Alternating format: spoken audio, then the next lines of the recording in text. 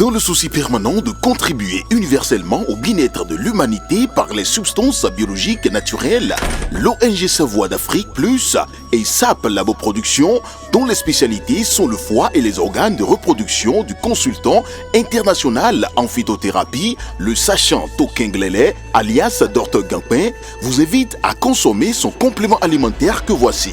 Gampin Sirop est un complément alimentaire qui favorise la multiplication des cellules du foie et le bon fonctionnement du côlon. Il stimule par son action énergétique le désir sexuel en corrigeant les troubles érectiles, l'éjaculation précoce, augmente la libido et corrige la fatigue physique et mentale. Le siège est dans Cotonou à Zobo, non loin du 10e arrondissement. Contact plus 229 60 60 20 65 97 25 03 61 95 53 70 70.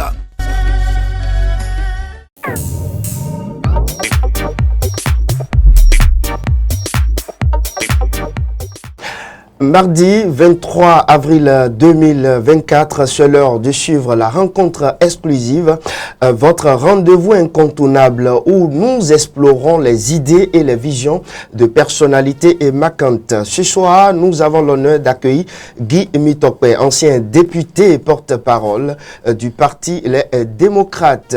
Au cours de cette émission, nous plongerons dans les enjeux politiques qui façonnent d'ailleurs notre nation. Et nous découvrirons également les perspectives audacieuses de notre invité. Honorable Guy Mitope, bonsoir. Bonsoir, monsieur le journaliste. Merci d'avoir accepté notre invitation. C'est à moi de vous remercier. Guy Mitope, c'est quoi Jeudi en noir?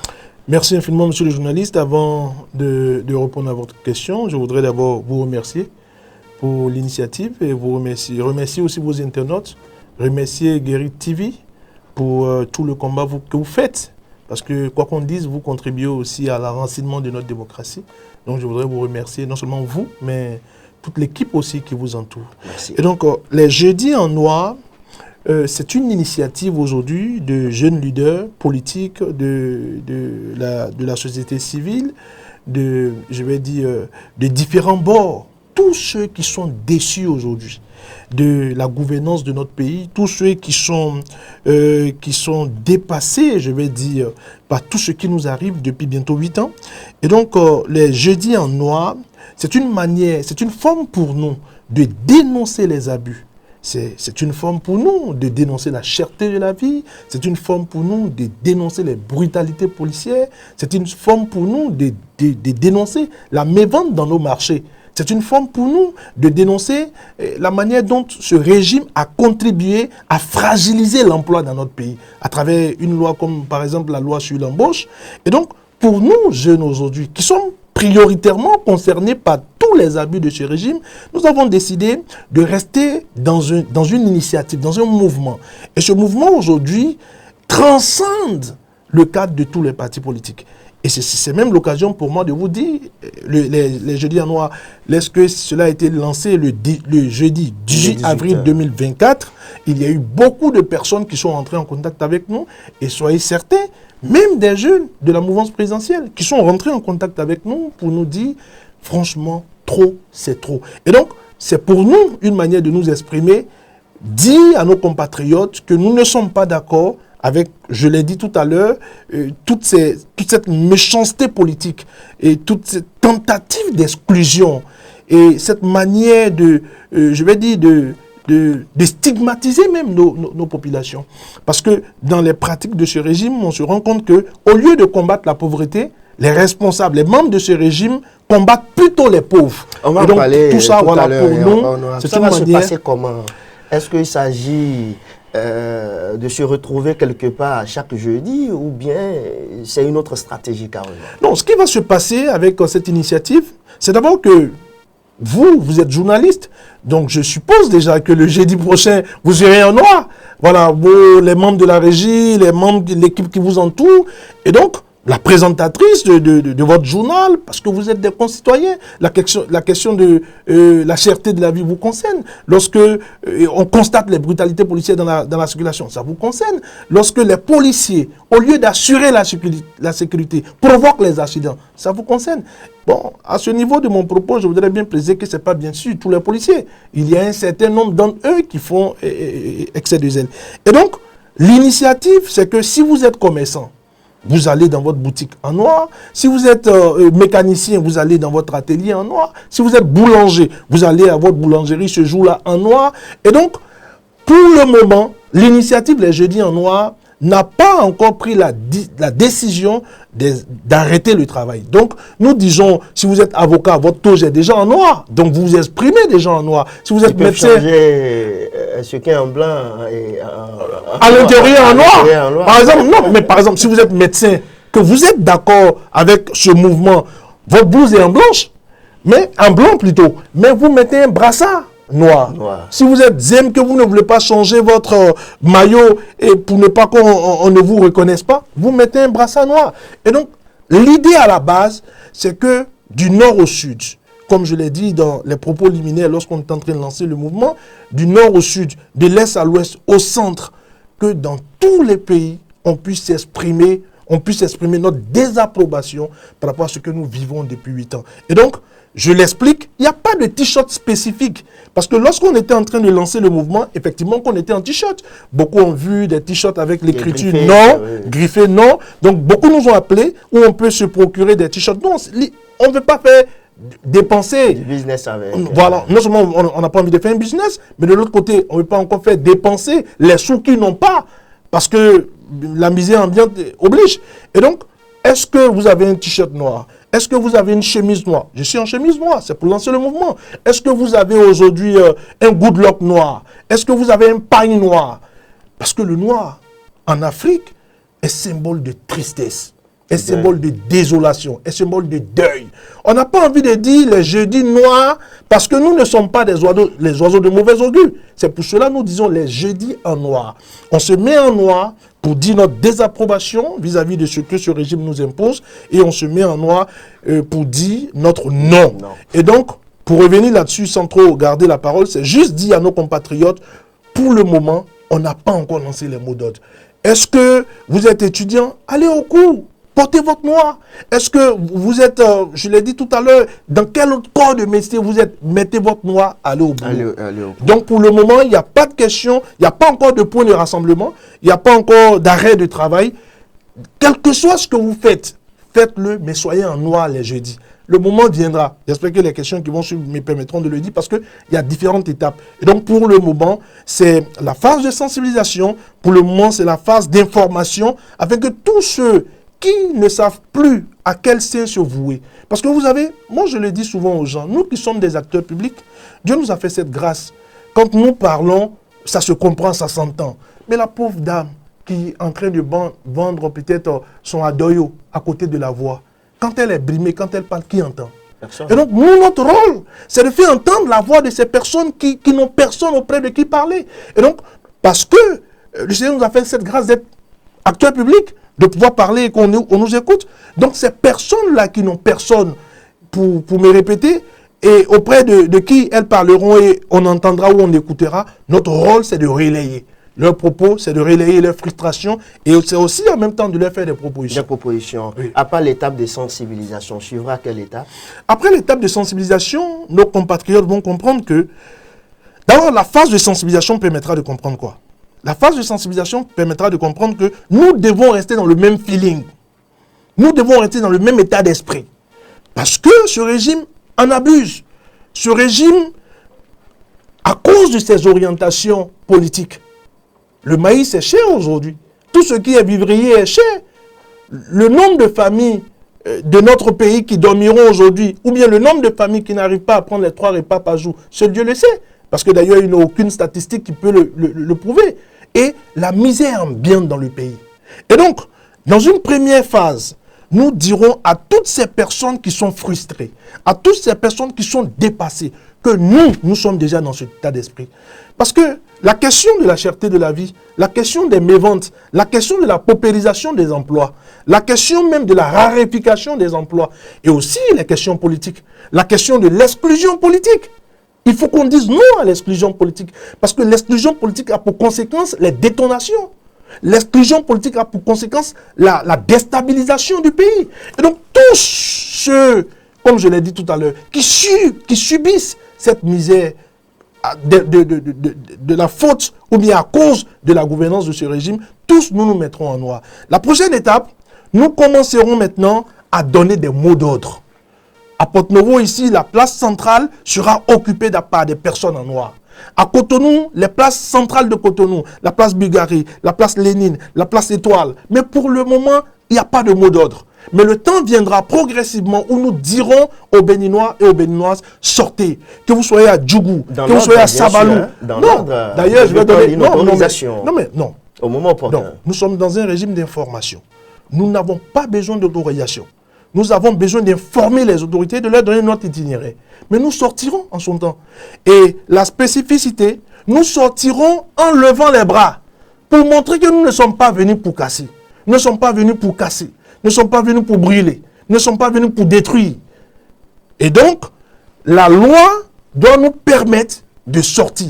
Et de l'autre côté, vous allez permettre aussi que je précise que cette manière pour nous de nous exprimer, c'est aussi de condamner la loi, les différentes lois en certains de leurs articles. Quand vous prenez la loi sur le numérique, c'est une loi qui n'est pas digne d'un État démocratique en certains de ses articles. Quand vous prenez la loi sur le code pénal, le code sur le numérique, le code pénal, quand vous prenez le code électoral. Donc, il y a beaucoup de dispositions de ces différentes lois qui ne garantissent pas la liberté des concitoyens et qui ne garantissent pas l'inclusivité en ce qui concerne le code électoral. Et donc, pour nous, comme je l'ai dit, dans une première phase, nous informerons, nous sensibiliserons, c'est ce que nous sommes en train de faire actuellement. Nous ferons de telle sorte que nous allons tous rester dans le même état d'esprit, mais après ça, nous sortirons et nous allons envahir le pays progressivement jusqu'à ce que ce régime recule. Que ce régime recule sur les questions, de brutalité policière. Tout ce que nous venons de citer. Et tous les mots que ce régime nous impose depuis 8 ans. Donc c'est la face cachée même de l'initiative. Non, est-ce que je peux dire casser? Je vais dire que c'est le but de l'initiative. Le but de l'initiative, c'est l'objectif principal de faire reculer le régime Patrice Talon. Honorable Guy Mitokpe, je vais vous demander, y a-t-il quelle différence entre jeudi en noir et mercredi rouge?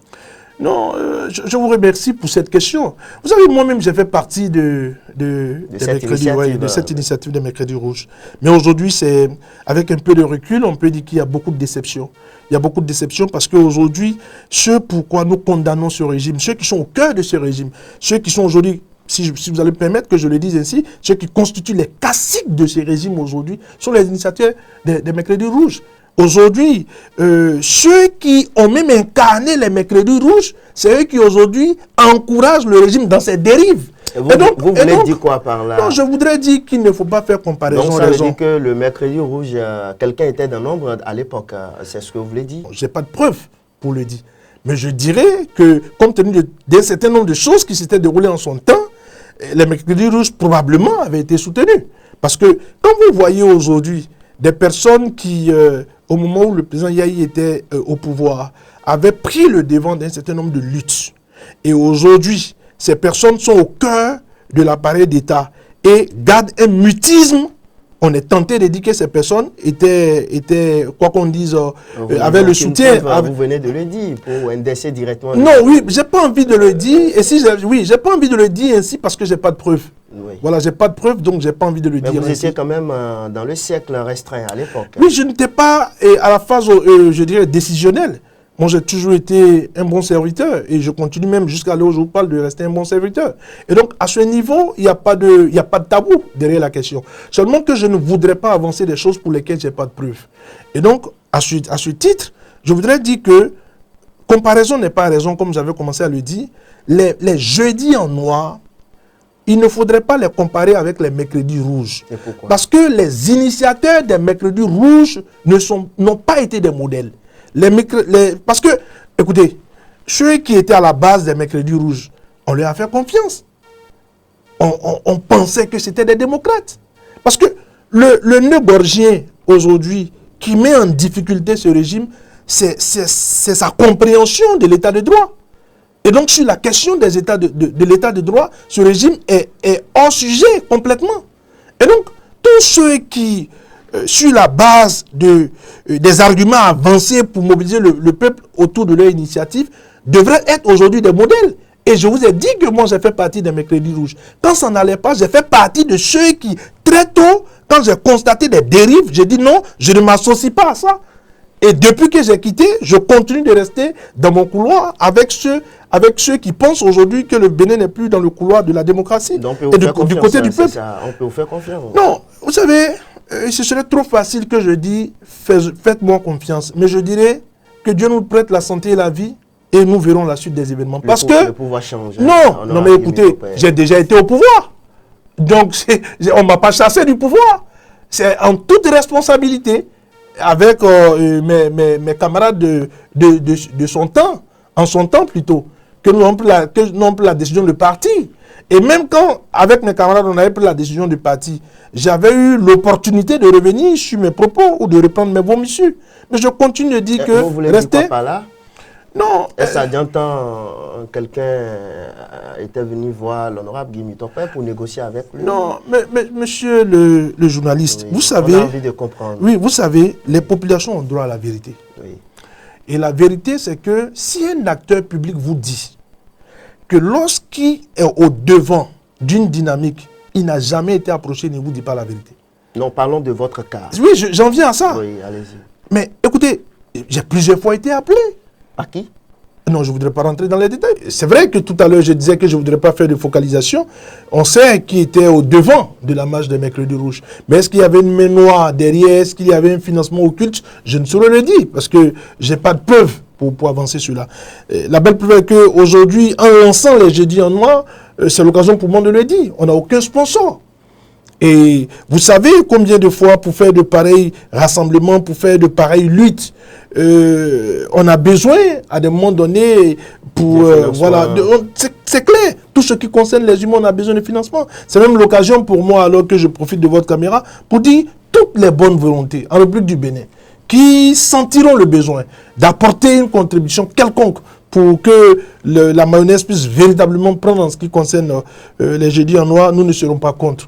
Voilà, mais je ne donnerai pas de numéro et tout le reste. Si des bonnes volontés pensent que c'est une initiative qu'il faut encourager et qui souhaiteraient apporter leur contribution financière, nous ne serons pas contre. Mais à l'heure où je vous parle aujourd'hui, c'est une initiative de jeunes responsables, de jeunes leaders qui transcendent, je l'ai dit dès le départ, tous les partis politiques. Ce n'est pas une initiative aujourd'hui focalisée et logée au sein d'un parti politique. Et donc, j'ai eu l'occasion de dire même que c'est une initiative politico-citoyenne. Parce que ce soit des jeunes de la mouvance qui nous ont écrit, qui nous disent nous sommes en phase avec vous, nous pensons qu'en son temps, lorsque les appels seront lancés, nous aussi nous serons dans les rues. Et donc, ce n'est pas l'apanage aujourd'hui d'un parti politique, ça transcende le courant de tous les partis politiques, c'est un mouvement politico-citoyen. Honorable Guy Mitopé, certains pensent que votre initiative vise à prendre le pouvoir par des manifestations de rue. Et qu'en dites-vous? Non, je crois que ceux qui pensent ainsi ne nous connaissent pas bien. Vous savez, le jeune responsable que je suis, j'ai une traçabilité. Je ne suis pas... J'ai l'habitude de dire aux gens que je suis une sorte de sac au dos. Parce que j'ai été premier vice-président de la Fédération nationale des étudiants du Bénin et j'ai été le premier président élu au suffrage universel direct de tous les étudiants en République du Bénin. Et donc, j'ai un passé de démocrate. J'ai un passé de démocrate. Et donc, même si j'appartiens, d'autant que j'appartiens aujourd'hui à un parti dont le nom est très évocateur. Et donc, je voudrais, sur cette question, revenir sur une illustration. Vous savez, lorsque j'étais président de la Fédération nationale des étudiants du Bénin, je finissais mon mandat quand il y a eu l'expression des ambitions. Naturellement, dans mon camp comme dans le camp en face. Et dans mon camp, il y a eu unanimité autour d'une candidature. Et dans le camp d'en face, quelqu'un qui nous a combattus a levé la main, a voulu prendre le pouvoir. Et donc, on est allé aux élections. Je vous raconte cette histoire pour vous montrer combien de fois depuis mes années universitaires, j'ai toujours été attaché aux questions de liberté et aux questions de démocratie. Et donc on est allé à cette élection, à cette deuxième élection au suffrage universel direct de tous les étudiants. Et il y avait le président de la commission électorale fédérale autonome, qui était un ami avec qui je dormais dans la même chambre. Et il y avait le chef d'état-major de l'état-major qui entourait mon bureau et qui avait la même mise sur les éléments de l'état-major. Et donc, en son temps, le jour de l'élection, ils ont constaté en faisant le sondage sur les différents campus que notre candidat était en mauvaise posture et qu'il allait perdre l'élection. Et donc, les éléments de l'état-major étaient venus me voir. Ils m'ont dit, mais président, écoute, nous avons essayé de faire un sondage dans les rangs parce que l'élection se faisait dans les mêmes conditions qu'une élection au niveau national. Nous avons fait le tour des rangs. Oui. Ouais, on a fait le tour des rangs. On a interviewé un certain nombre de camarades. Mais on se rend compte que les sondages ne sont pas en faveur de notre candidat. Mais nous te proposons quelque chose. Donne l'ordre. Nous cassons toutes les unes. Nous créons la crise. Et puis, les résultats ne seront pas connus. Et après cela, étant président encore en activité, tu as la main pour un bureau de crise. Oui. Voilà. Et pour mettre sur pied un bureau de crise, et pour mettre sur pied ce bureau de crise, tu feras un préalable. Le préalable, c'est que ton candidat soit d'abord président, parce que c'était le scrutin des listes, et les autres premiers vice-présidents, ainsi, les autres vont suivre, pour provenir de l'autre camp. Mais je me souviens, comme si c'était encore ce matin, quand je disais au chef d'état-major, écoute, c'est une jeune démocratie. Cette démocratie estudiantine est une jeune démocratie. Même si nous avons l'impression que les étudiants ne nous ont pas compris, parce que j'avais fait un mandat vraiment apprécié des étudiants, que les étudiants n'ont pas compris la dynamique dans laquelle nous étions et qu'ils n'ont pas jeté leur dévolu sur celui qui devait être mon successeur et qui devait provenir de mon camp, laissons le processus aller au bout. On a laissé le processus aller au bout. Notre candidat, effectivement, a perdu. Mais j'ai remis le pouvoir. Parce que les gens ne comprennent pas que la dynamique dans laquelle nous sommes, ce n'est pas une dynamique nouvelle. Moi, j'ai toujours été bon démocrate depuis que j'étais étudiant. Et donc, une initiative comme le Jeudi en Noir n'a aucunement pour viser de prendre le pouvoir par la rue. Moi, je suis un démocrate, je suis pacifique, et même pour ceux qui, j'ai bien dit que c'est de l'histoire contemporaine, c'est environ 20 ans que j'étais président de la Fédération nationale des étudiants du Bénin, mes contemporains sont encore là, qui directeurs, qui ministres, qui députés, qui maires, ils sont au pays. Ce que je dis, ils peuvent venir démentir si je mens. Juste pour vous dire que moi, je n'ai jamais été pour les méthodes qui ne sont pas démocratiques. C'est même pour ça d'ailleurs que je souffre des dérives de ce régime. C'est même pour ça que je suis monté avec l'accord des autres responsables du Parti Les Démocrates sur les grands chevaux pour dénoncer ce code électoral exclusif. Oui, parlons justement, honorable Guy Mitokpe, quels sont, selon vous, les principaux reproches que vous adressez au pouvoir actuel? Non, parlons des reproches que nous faisons à ce pouvoir n'est pas démocratique. Ce pouvoir a des élans totalitaires. Ce pouvoir a des élans despotiques que nous ne pouvons pas soutenir. Ce pouvoir a transformé le Bénin en un état de non-droit. Et ça, les exemples sont foisons. Vous voyez, pour votre opinion, pour votre position politique, on vous envoie en prison, on vous pousse à l'exil. Ce pouvoir nous a vendu des chimères. Parce que le développement aujourd'hui est hypothétique. Lorsque le pouvoir vous dit, je vous conduis sur la Canaan, je vous conduis sur la terre promise. Mais pendant ce temps, j'ai démontré tout à l'heure que nous sommes le seul pays de la sous-région où tout est cher. Parce que quand on donne les indices, la Banque mondiale, bon, je ne voudrais pas citer les institutions, telle institution a dit ceci, mais écoutez, le meilleur indicateur pour savoir si la vie est chère ou la vie est moins chère, c'est dans les marchés. La petite bouteille de gaz aujourd'hui, elle a la bouteille de 6 kilos à 5 000 francs. Nous sommes le seul pays de la sous-région. Même dans les pays qui n'ont pas la mer, ce n'est pas à ce prix. À part ça. Non, mais à part ça, il y a la cherté du maïs, il y a plein d'autres choses dont on peut parler. Parce que le problème aujourd'hui, si vous voulez qu'on liste, on ne va pas quitter ici. Je ne sais pas si c'est une émission de combien de temps, mais si vous voulez qu'on liste ce qui ne va pas avec ce régime, on ne finira pas. Pour vous dire simplement que c'est un régime qui aujourd'hui, en 8 années d'exercice, non seulement a promis un développement qu'on ne voit pas, qui est très hypothétique, Mais en plus de ça, décide d'opprimer, d'instaurer un État policier. Vous voyez, je le disais quelque part, et là on peut encore avoir des preuves là-dessus. Vous voyez, les deux domaines dans lesquels le régime a le plus recruté en 8 ans, c'est l'armée et la police. Pour quelle intention? C'est vrai, on va dire pour l'armée, le terrorisme au nord, et nous avons toujours proposé nos solutions pour lutter contre le terrorisme.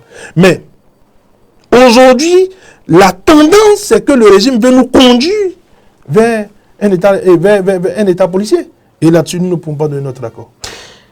Pourquoi avoir choisi ce moment pour agir, parlant en initiant ce mouvement? Non, moi je suis un chrétien et ceux qui ne le sont pas, je vais leur présenter mes excuses parce que nous sommes un État laïque.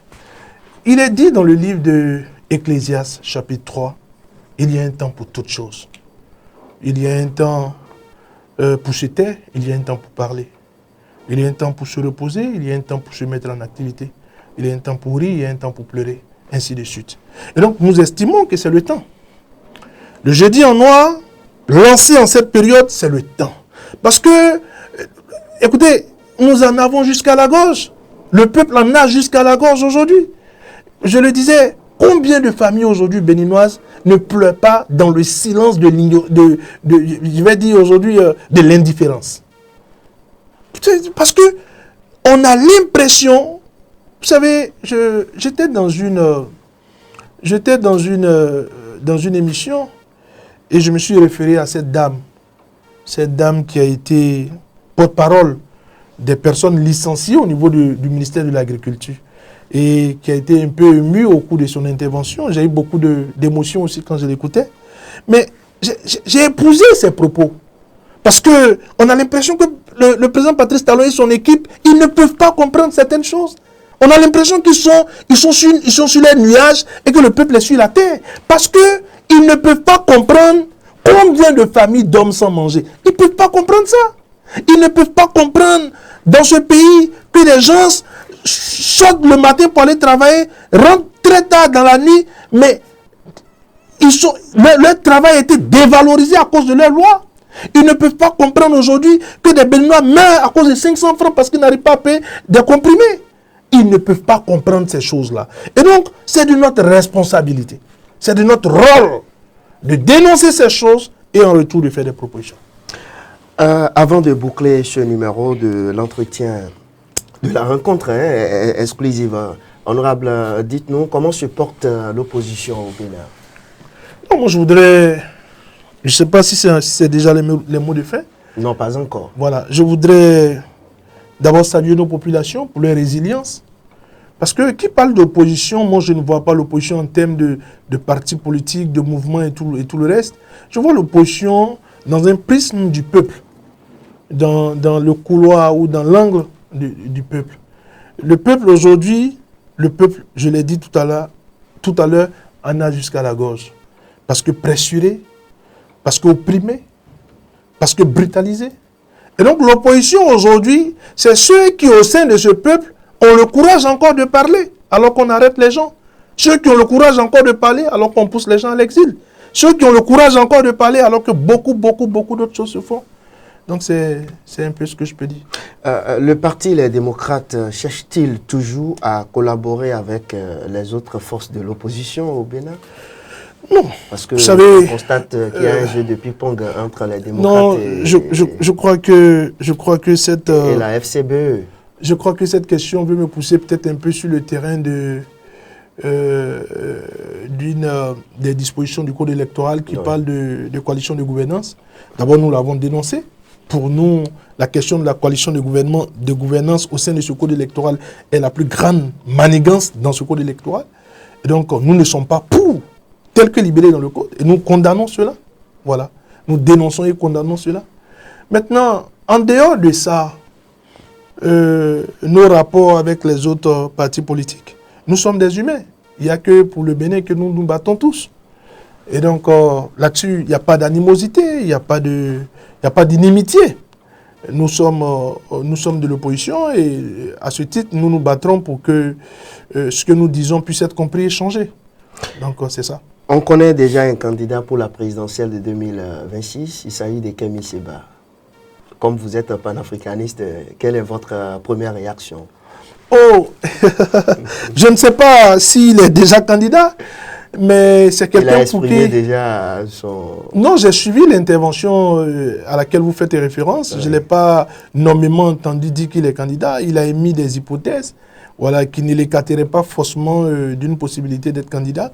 Mais je crois que c'est un bon ami avec qui nous parlons beaucoup. Il est à la tête aujourd'hui d'un mouvement qui est quand même assez apprécié et tout le reste.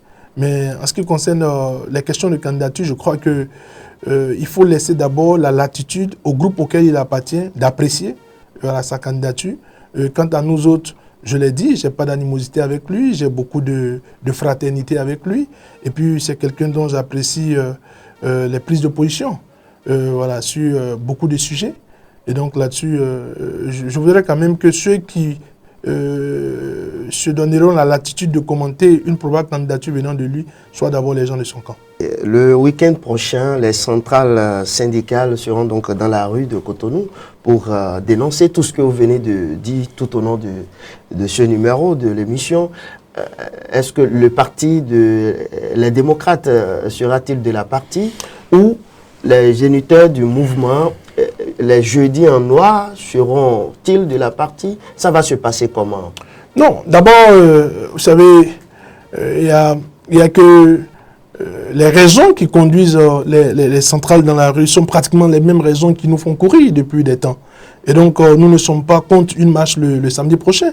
Et je peux, sans avoir pris l'avis des autres responsables du parti, dire que le parti sera présent à leur côté. Ça, c'est pas... Je ne crois pas que j'ai brûlé une politesse ou que j'ai brûlé le respect de la hiérarchie. Et en ce qui concerne les responsables du mouvement Les Jeudis en Noir, je crois que ça, c'est sans confusion, sans embâche. Le mouvement et ses responsables seront aux côtés des centrales syndicales. Donc là-dessus, je crois que il faut se donner beaucoup d'assurance.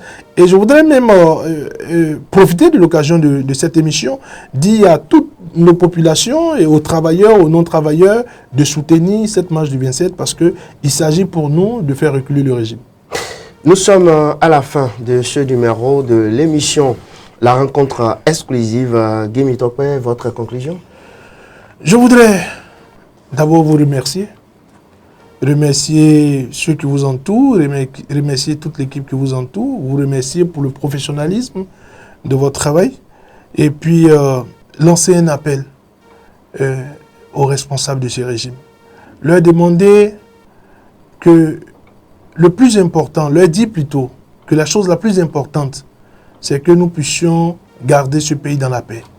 Et pour que nous puissions garder ce pays dans la paix, les choses les plus prioritaires, les plus urgentes, c'est que le régime puisse se prononcer sur les problèmes de nos populations.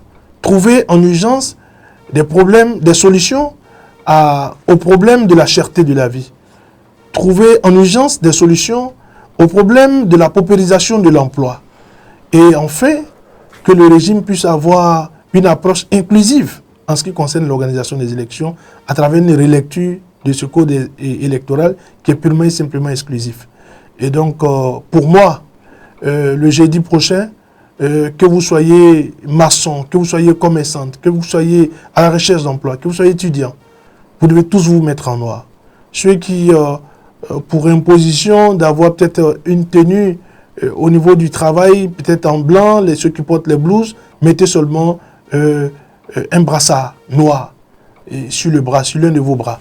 Et pour exprimer votre désaccord avec la brutalité policière, votre désaccord avec la cherté de la vie, votre désaccord avec les velléités de ce régime d'instaurer un régime despotique et d'exclusion. Et faire un appel afin que les responsables de ce régime soient plus démocrates. Je voudrais vous remercier et dire que nous vaincrons. Merci à vous, Guy Mitopé. Je rappelle que vous êtes désormais le porte-parole du parti Les Démocrates. Merci et on vous souhaite bon retour. Merci beaucoup. Et à la prochaine, si Dieu le veut. Merci, Dieu voilà. le voudra. Merci. Voilà, mesdames et messieurs, c'est définitivement terminé pour ce numéro de votre émission, La Rencontre Exclusive. Puisque c'est une émission exclusive, on vous retrouve très prochainement alors et à très bientôt. Bonsoir chez vous.